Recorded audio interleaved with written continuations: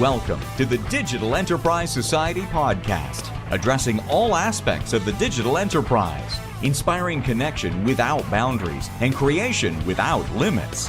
Thank you for tuning in. Here are your hosts, Thom Singer and Craig Brown. Well, hello, and welcome to another episode of the Digital Enterprise Society podcast. Hey, my name is Thom Singer, and I'm one of the hosts of this show, and thank you for tuning in and listening. We are just getting this brand new podcast kicked off, and we're really excited about what we are going to be offering. You know, the Digital Enterprise Society is a forum for the exchange of ideas surrounding the tools, processes, and practices used across the product lifecycle. And we're hoping that we're going to, through a bunch of interviews and discussions, and also just some educational information, we're going to help everybody succeed more in their careers if you are working in that digital world. And today, I want to talk specifically about how do you network at a conference. So here's the thing. If you're working in business, if you're working in technology, you are going to have to go to a variety of different events. And when you go to the event, sure, you go there to learn. I mean, there's so much information that's going to take place at events. But one of the main reasons that people go to a live conference is for the networking opportunities. But oftentimes, when they get there, they stink at making the actual contacts that they showed up to make. So this year, if you're planning to go to an event, maybe you're going to be at Realize Live in Detroit in June, or you're going to be at Connex 19 in San Diego in August, or at PLMX in San Diego also coming up in November. If you're going to go, you want to make sure that you maximize all of your time being at the conference.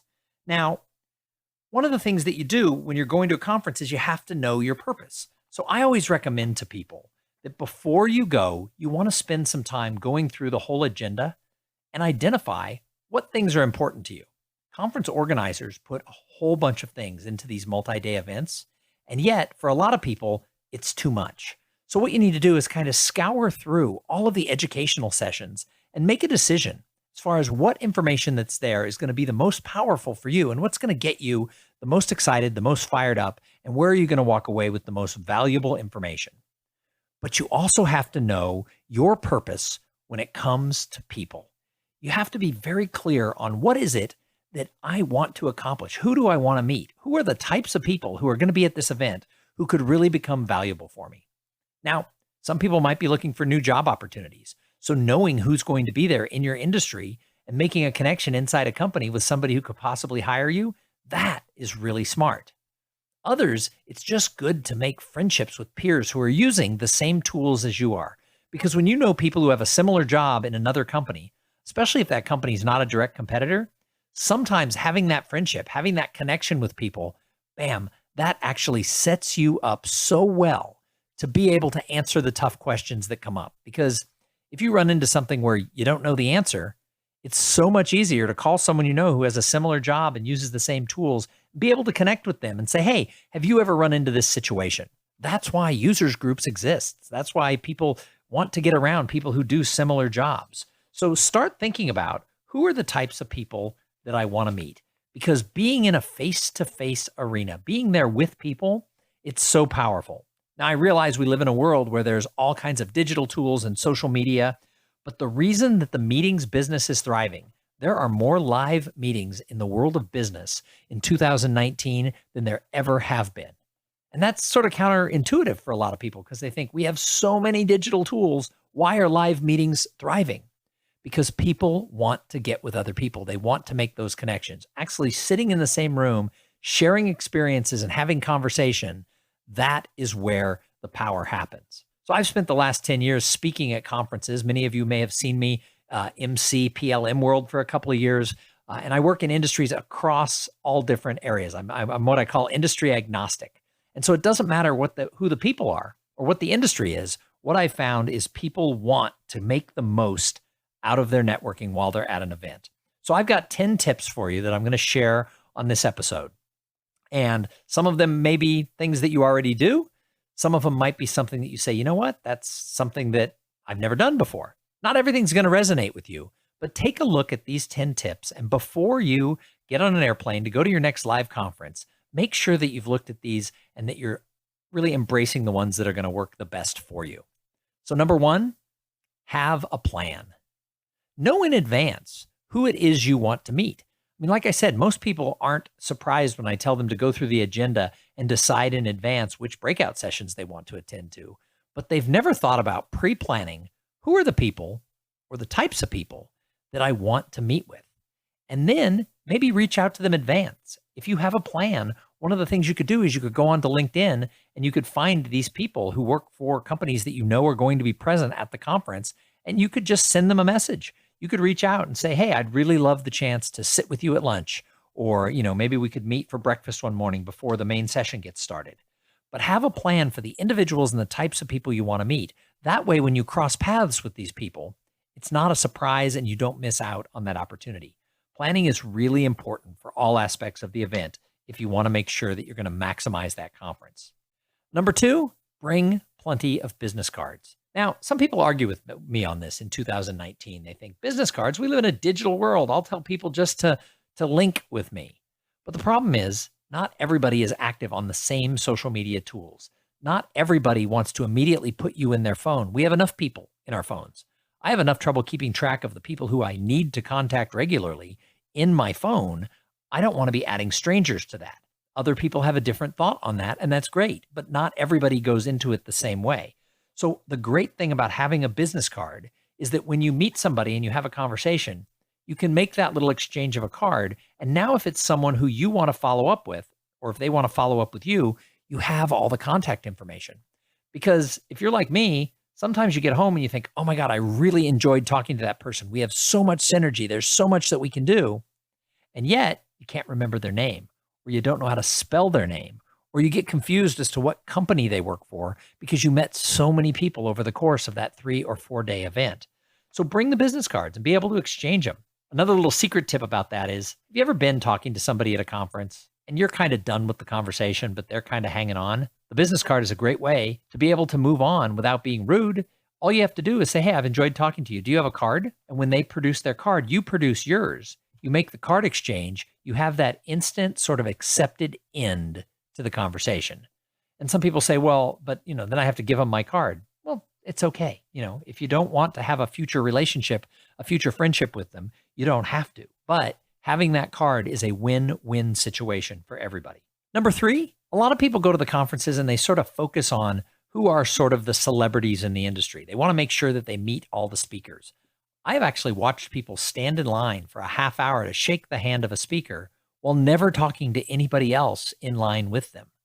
So if you really want to maximize connecting with people, look for your peers.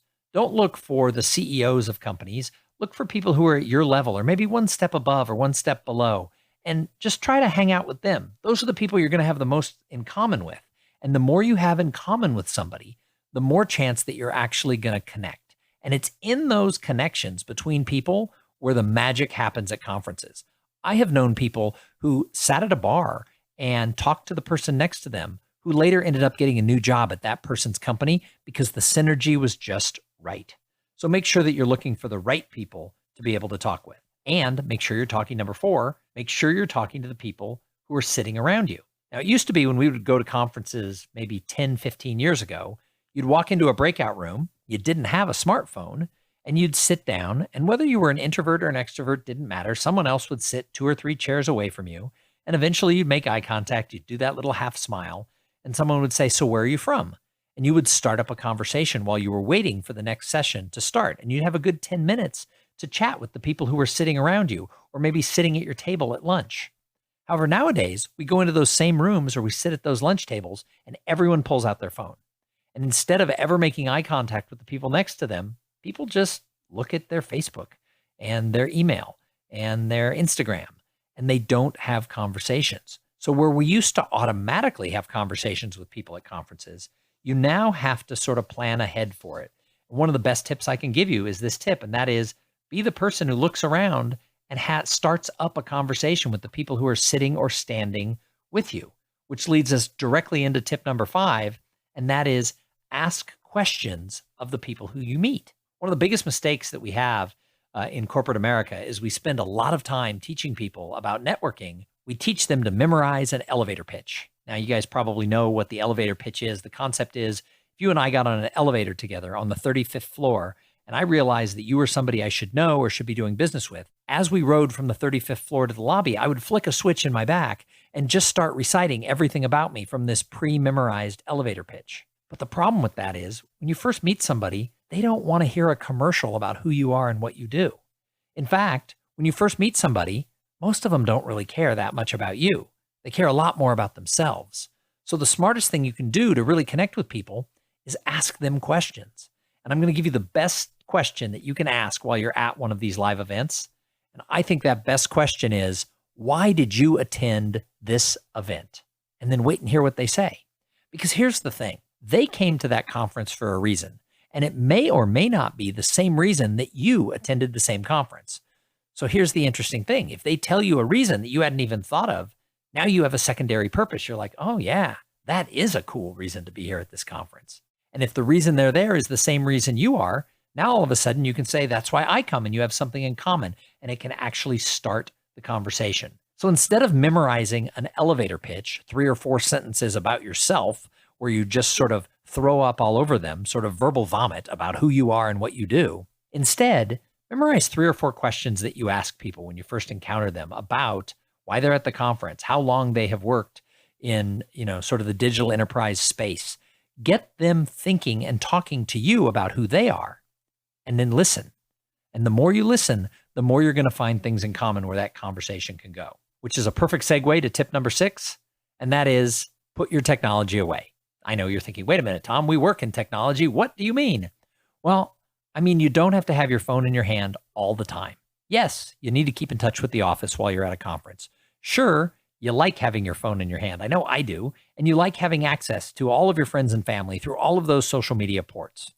However, when you get to the lunchroom and you sit down at a table, don't be the one who's buried in their phone, because people aren't going to start a conversation with you. And yet, if you sit there without your phone out, the odds are someone will start talking to you. Even if you're a little bit more shy and don't want to instigate the conversation, if your face is buried in the technology, that's going to send a message that I'm really busy right now, and people will leave you alone.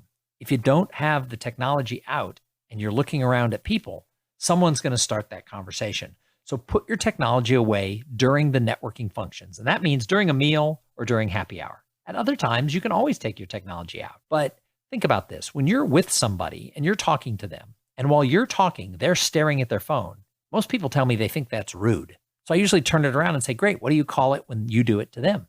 Because we all do it. We're always glancing at our phones when other people are talking to us. But it's not a message where people go, oh my gosh, she is so good at multitasking. The other person finds it as rude. So when you are in that conversation, at that moment, put your phone away. Tip number 7, don't automatically send LinkedIn requests to every single person that you met. Make sure that there's a reason for it. I sort of have a rule when it comes to my LinkedIn, and that is I only link to people who I've actually talked to in some format. Maybe it's over the phone, maybe we exchanged a bunch of emails, but there's a reason for us to have that connection. There's some people out there who give advice that you want to connect on LinkedIn and Facebook and other social media to everyone who has a pulse or everyone in your industry. But my observations have shown that people don't go onto LinkedIn and look for strangers that they can help. So linking to a whole bunch of strangers who you've never had a conversation with isn't going to help advance relationships. In fact, it just clouds up your LinkedIn with a bunch of noise. And if you're connecting to a lot of strangers on Facebook, you know what it is when you log onto Facebook and all of a sudden you see all of the stuff where people are posting about their lunch and how they had a burrito. I don't care that my best friend had a burrito. I certainly care a lot less when a stranger had a burrito. So wait to actually send those social media connections, especially with LinkedIn, until you've had some sort of a conversation. My philosophy has always been coffee, meal, or beer. And I call it the coffee, meal, or beer rule. I tend not to link to people who I haven't had a 10, 15, 20-minute conversation, the type of conversation you would have if you sat down and had a cup of coffee with somebody. Now, if you're looking for a job and there's people who are in your industry who maybe you do need to link to, there's exceptions to this. I'll be honest. I always link to people who are in HR or who are meeting planners because those are the people who hire me. So if they reach out to me, of course I'm going to accept that. But in general, I try to make sure that I've had some sort of an engagement with people before I accept their requests on social media. Another great tip if you want to connect with somebody, especially if that person is maybe one of the speakers at the conference or someone who's really well known in your industry, tip number 8 is follow their content. If they're publishing articles read their articles. If they're posting things on Twitter or Instagram around their area of expertise, like it, let it be known that you're reading it. Then when you actually do have a conversation with them, you can refer back to their brilliance that they have published online. So pay attention to the people who are industry experts and look for what are they writing? Where are their papers? What are they having to say? Because it's a real big compliment when you've written something and you've put it out there to the world and you meet someone and they say, I really enjoyed reading that article. All of a sudden, that person will be paying more attention to you than if you just show up and shake their hand. Number 9, be the person who introduces everyone to everybody else. Introduce others to each other. So as you're meeting people at conferences and you're finding out why they attended, all of a sudden you might see the synergy why two people have to meet. So make sure that you're taking that extra step and being the person who's introducing other people. Let's face it, a lot of us are a little bit shy, maybe a little more introverted, and don't know what to do when we're first showing up at these events. We have to get comfortable before we're in a position where we're going to talk to everybody. So if you just take that step to make a little introduction, especially if you met someone at breakfast and you see them at lunch and you bring someone else over and say, oh, I met both of you earlier. I thought you guys should meet because you work for similar type companies or whatever reason is there. They're going to remember you for making that effort, and it's going to cause them to want to follow up with you later. Which leads me to the 10th and last point that I'm going to discuss here on this podcast. And that is, if you're going to spend your time at a conference and you're going to meet people, you have to follow up with them. The real power is in the follow-up, because meeting someone once does not make them part of your network. Meeting someone once makes them someone you have met once. And there is a huge difference between someone you've met once and someone who you are in the process of establishing a long-term and mutually beneficial relationship with. So we go to conferences with the desire that we're going to make these great business connections. We collect cards and we have conversations, and then we get back to the office and we usually put that stack of cards on the corner of our desk because we intend that we're going to follow up with those people. But let's face it, we get to work and we get busy and we don't necessarily dive in and make those follow-ups. I recommend that within the first week of you being back, you schedule some time on your calendar where you will either send an email or, better yet, a handwritten note to just a few of the people who you met. If you met 10 or 12 people, I can pretty much guarantee you're not going to send 10 or 12 handwritten notes. I might, because that's something that I have always done as part of my follow-up, but I understand the average person isn't going to do that, and that's okay. But what you do have to do is something. So take those cards of the people who you met, think about who they were, why you enjoyed talking with them, and create 2 or 3 stacks of cards. Stack number 1 is the people you definitely want to follow up with. The other stack is the people who you just don't see the love connection. You don't see the reason why you need to follow up with them. And then maybe there's a third stack in the middle that is the maybes. And the first thing you do is follow up with everyone who was in that first stack. And you can do that by sending an email, but make sure you personalize it. Don't send one of those emails that is just cut and paste and everybody knows it. Make a reference to what you talk about or what meal you shared together. Remind them who you were and why it was such a great conversation for you. Thank them for their time and let them know that they were one of the people at that event who really made it worthwhile for you. Now, you can also take out some stationery and send them a handwritten note. If you got their business card, it's quite possible that their company address is on there. And you don't have to write a lot. It's something very simple that just says, Dear Becky, it was a pleasure talking with you at the Realize Live event. I so enjoyed the time that we spent together, and I appreciated your advice on whatever it was she told you. I hope that our paths cross again. And then enclose your business card in there because she might have lost yours, and it gives her that access to who you are. I have never known anybody who got one of those handwritten notes where someone said, thanks for your time. It was a pleasure to get to know you at the conference, where they weren't moved by it. Imagine just for a minute, a week after the event, you get back from Connex 19 and all of a sudden, hey, you're thinking, wait a second, what's this? On your desk, there's a little envelope and you open it up and somebody says, hey, Bob, you were one of the 3 or 4 people who I met at this event that really made my trip worthwhile. Think about that for a second. How would you feel? I think you'd feel great. Most people tell me they'd feel pretty good. So don't cheat the 2 or 3 people who you meet who really mattered. Don't cheat them out of feeling good. It's so easy for you to do that follow-up. And if you really want to build those relationships, you have to own that follow-up because that's where the power happens. So if you're going to be attending events, get excited about the human connections that take place because there are so many people who get new jobs, who find new opportunities, who just link up with those people who can make doing their job easier because they have, they're using the same tools and they're facing the same problems that you face. but make sure that you're making people a priority. Because if you spend the time to let people know they matter, they're going to remember you, because we live in a world where it's easy just to get lost. So if you're planning to go to a conference this year, I hope that this podcast episode helps you. I hope it inspires you just a little bit to get more engaged, to think through who it is you're talking to, and then to find the ways to be a resource for them and to follow up. Hey, we're going to be back in a couple of days with another episode of the Digital Enterprise Society podcast.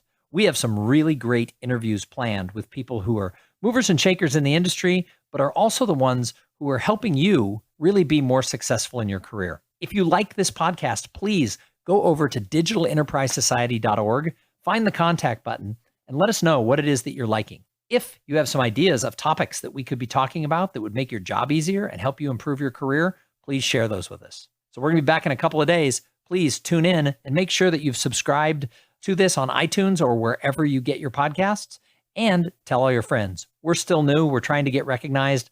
We need your help. All right. Thanks a lot and have a great day. You've been listening to the Digital Enterprise Society podcast. Learn more about what you've heard here today at digitalenterprisesociety.org. Join us again next week for more connection.